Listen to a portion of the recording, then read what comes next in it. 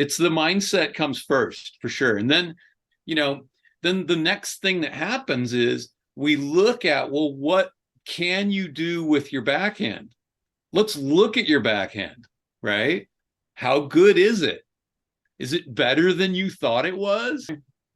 But now, you know, if somebody really does have a backhand that's a liability for them, then here's what I start with this. I start with getting them to take every single backhand and hitting it deep cross court.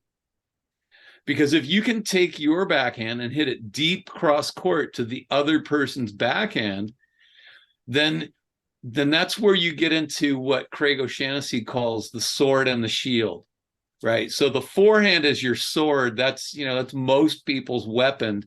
And the backhand is the shield. That's your defensive thing that you're going to use.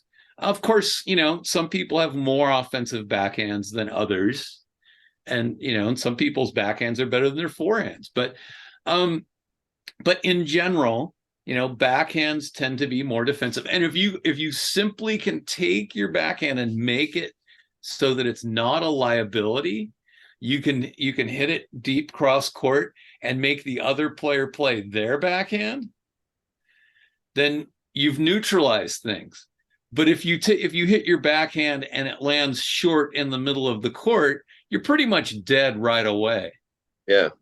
And if you hit your backhand down the line at a bad time, then you're opening up a huge hole on, and big angles to the other player with their forehand. So this has been the key to success for many of my players is we took what they thought was a weakness and we made it, a very competent, strong shot. And then people got tired of hitting to my players' backhands because they were able to make it go deep cross court to the other backhand.